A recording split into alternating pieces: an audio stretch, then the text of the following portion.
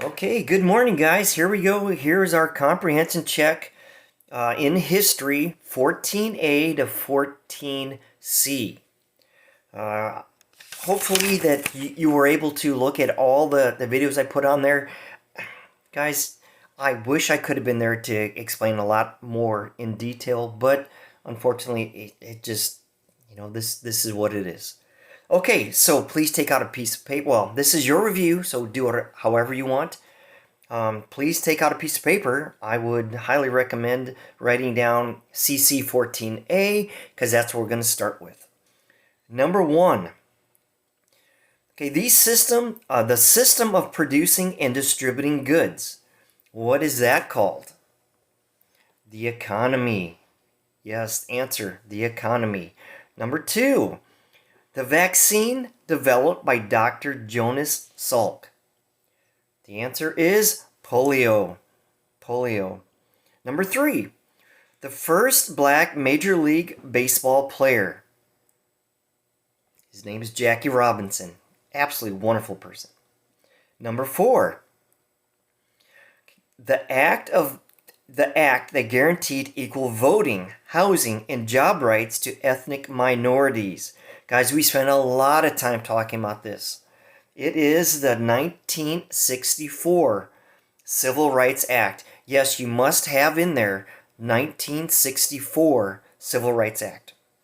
Okay, so we're moving on now to comprehension check 14B. 14B. Okay, guys, there are 6 questions, but a couple of them have 2 parts, so I'll let you know which ones those are. Number 1, the first man to walk on the surface of the moon. Okay, walk on the surface of the moon is different than the first person in space. Please understand that. The first person to walk on the surface of the moon was Neil Armstrong. Number 2, the 2 practices that Supreme Court made illegal. Absolute crying shame. But here we go. First one, or number 2, for the first one is prayer and Bible reading in public schools. Yeah, what a shame. Number 3, the year the Supreme Court made abortion legal and the name of that decision. Okay, guys, you must give me both, okay? The year was 1973, and the decision was named Roe, R-O-E, versus Wade, W-A-D-E, Roe versus Wade. Okay, number 4, guys, is a think. You know, I want you to put down lots of detail for this, okay? Think. Describe a liberal in modern day America. So I want you to do is write down liberal dash what it is. Okay? And the second part of this is describe a conservative. So skip a line when you're done and put down conservative dash. So here's what a liberal is, guys. Very, very simple. It is a person who seeks to break away from the traditional beliefs and values. Okay? Liberals are often avoid taking personal responsibility, believing that the government should provide people's everyday needs. What a shame. And conservative. A conservative is they want to preserve the traditional values and beliefs. Conservative believes that government should protect the nation from its enemies and allow the people freedom to handle their own responsibilities.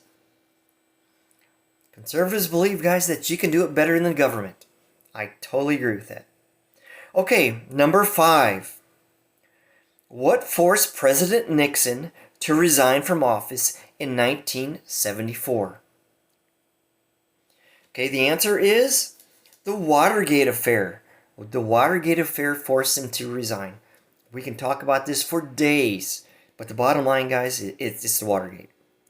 And number 6, guys, this also has 2 parts. Which president negotiated the surrender of the Panama Canal? the Panama Canal Zone to Panama? Well, the answer to that first part is Jimmy Carter. Okay, so the second part is, what message did this send to the communists around the world? Okay, we're giving up the Panama Canal. What does that mean?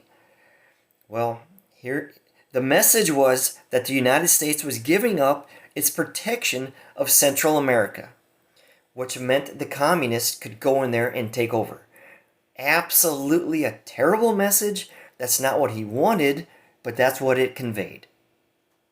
Okay, so let's move on to 14C. 14C is 4 questions. Here we go. Number 1. The name given to President Reagan's position against communism. Okay, remember we talked about this. Is it the Reagan Doctrine or the Reagan Revolution? Two very, very different things. The answer to this is the Reagan Doctrine. Number 2. Text message. Yep, sorry guys, that's my phone. Okay, number 2. The first woman justice ever appointed to the Supreme Court. Huge, huge.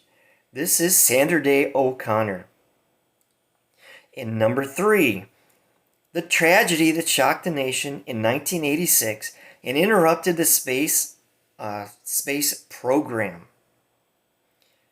Answer is, I'm pretty sure you all know this, but the explosion of the Space Shuttle Challenger.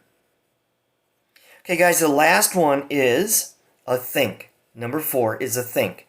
Once again, please give me detail. How was the Reagan Revolution good for the United States? How was it good for the United States?